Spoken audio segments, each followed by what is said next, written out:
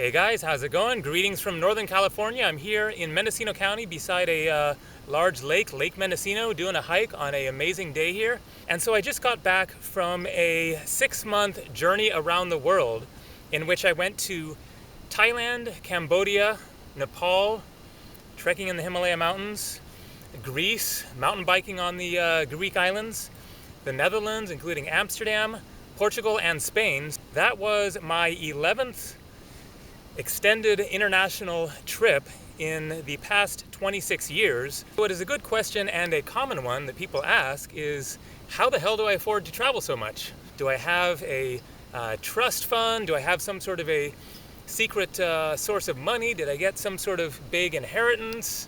Or am I, selling drugs? Or am I being sponsored by big companies or whatever? The answer is no to all of those. I've been a pretty broke guy for most of my life, and yet I've managed to travel a heck of a lot over the course of the past 26 years. And so the first thing that allows me to travel as much as I do is the fact that I don't have hardly any other expenses beyond whatever I am paying to travel around the world.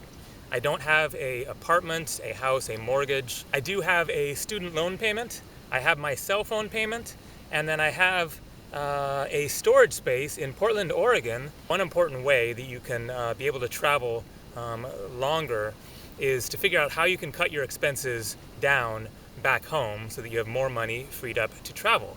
Now, the second way is that I travel cheap, and that is really the most important thing. Is if you are constricted to a small budget, or you just want to be able to stretch whatever you have as long as you possibly can, then it is to travel cheaply. And the number one way to be able to travel cheaply is to go to cheap places.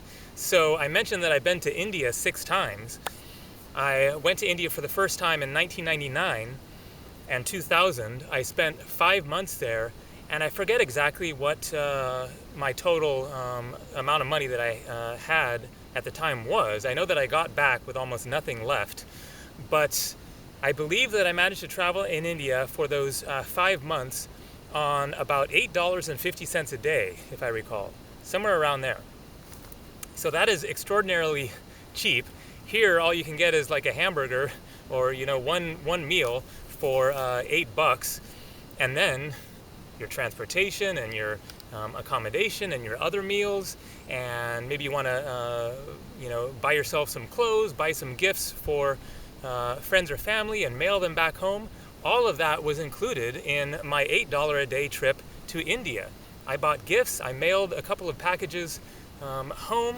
I stayed mostly in rooms that I had all to myself. I didn't stay in a single hostel. I've never stayed in a hostel in India because it's so dang cheap there. It's just because the power of the dollar or the British pound of Western currencies gives you lots of rupees to work with. And so you can find hotels for a couple bucks, maybe $5 or $6. Things have certainly changed a bit over the past 17 years since I was last there. Prices have gone up, but they're still super ridiculously cheap. You can still travel in India on $15 to $20 per day and be fairly free with your budget, staying in your own private room, eating out 2 to 3 meals a day, no problems paying for buses and buying clothes and other gifts and stuff like that. And so if that is a top concern, how can I stretch my money the farthest? Then narrow down where you're thinking of going to places that are more affordable. Asia, South America, Africa, etc. On this last trip, as I mentioned, then I also went to Europe, to the Netherlands, Portugal, and Spain. And the Netherlands in particular was just so expensive compared to having been in Asia, in Thailand and Cambodia and Nepal. Just paying for a hostel ended up being as much or more than all of my expenses for the day back in Asia, which included having a pretty decent private room to myself. And so that is your number one consideration, is where are you going to go? What is the cost of things there? And then that will give you a good idea of how much you're going to end up spending. And then if you compare that to, well, I'd like to go to Sweden, but Thailand sounds nice as well. check out the differences in prices for those two different places, and that may very well swing you to, all right, let's go have an awesome time in Thailand, and Scandinavia is going to have to wait until I've got more money to work with, which is why I haven't spent much time traveling in Europe. Now, thirdly, a big factor is, how do you travel? Are you getting 2-star, 3-star, or higher hotel rooms, going to expensive restaurants, renting cars, things that cost a lot of money, especially if you are in the more higher priced countries? Or are you traveling as a budget traveler in ways that can really cut down your expenses big time? So I'll just give an example. My recent trip to Greece, I spent 6 weeks in Greece. This was my second time going to Greece and mountain biking on the Greek islands. It was my third time to Greece, but in 2009, then I flew to Greece with a mountain bike that I brought from the US, and then it's free to bring the bicycle on the ferries. You just pay the normal passenger rate, and then you wheel your bicycle onto the ferry, lock it down below the ferry, go up and hang out while the ferry is getting to your next island, and then go down, grab your bike with your backpack on your back, or else with panniers on the bicycle. You pedal off the ferry there, and then you don't need to get a taxi, you don't need to go rent a car. You got your transportation, and you can now get around those little Greek islands for free. And so that really cut down on expenses.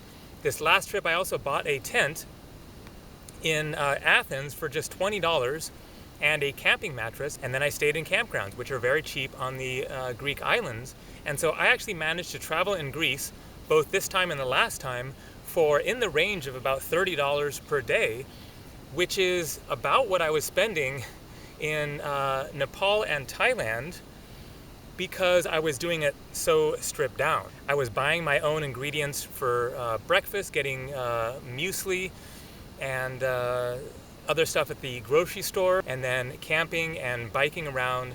The ferries are relatively cheap if you are just going inter-isle, hopping to the next nearby island. And so I managed to cut my expenses down big time. And then lastly, there is the issue of, how do you make money in order to afford your travels? Because you really have to have some money to work with. Certainly there are people who travel on like next to nothing. There was a recent story about a woman from somewhere in Asia. She might have been from Thailand, I forget. But she hitchhiked from, I think, Scandinavia back to Thailand, something like that. It took her several weeks or a month or two, and she spent like $200 in that whole time.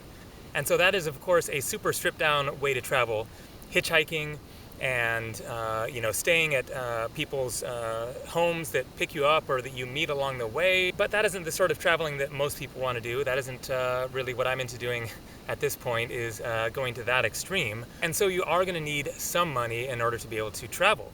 So the ways that I have made money over the course of my past 26 years, and this is where it is a big update from the video that I did a year and a half ago, is working various jobs, saving money, and having several $1,000s, $3,000, $4,000, $5,000, $6,000, $7,000 saved up, and then just making it last as long as I can. So in the past number of years, then I have saved up that money by working in Jasper National Park, Canada, in the Canadian Rockies. Since 2008, I've worked there 5 different times for between like 4 and 8 months, and they offer cheap housing. The wages are okay, not amazing, but enough that I'm able to save about $1,000 per month. And so at the end of 4, 5, 6 months, then I have a good chunk of money saved up. And so I was just working, going traveling, spending my money, and then being broke again, and then going back and finding work. It was in the course of that period that I bought my first digital camera and started shooting videos. And at the time, then it was just short little 1, 2, 3 minute clips. I just waved the camera around. Here I am in the Philippines, check out these weird little tricycle things. Here I am in India buying incense. Bus trip in the Himalayas, just little clips here and there, and then I was posting those on YouTube with kind of the idea in mind that it'd be cool to get an audience here and I was thinking of it as a way to promote my books because I have travel books. I didn't even know that you could make money on YouTube at the time. And then eventually, I realized that you could make money on YouTube. And that gave me some further motivation to try to build things up more, even though the money at the time was just literally pennies a day. But I learned how to edit videos. I bought a better digital camera, this one right here, which now definitely needs to be replaced for a even better camera. But that is a important consideration here is how can you make money from your travels, videos on YouTube, photography, a blog in which you have affiliate links and you promote different products and then you get a cut from the sales of those products. Teaching English either in a country or online via Skype. There's lots of different ways to make money while you're traveling. And so looking back now to myself 5, 6, 7 years ago, then I wish to heck that I had invested in a better camera and gotten more serious about YouTube and making better videos at the time. And now I could be much bigger and making more money than I am. But, live and learn. Hindsight is 20/20. I eventually figured out that you can actually make a living from YouTube, even though it can be a long, slow, grueling process. But the point is, I am now traveling to a great extent from my YouTube earnings. So when I left Jasper National Park the last time that I worked there almost 2 years ago, then I was only making maybe $150 a month or something from my YouTube videos after several years of making videos, and I was rather discouraged.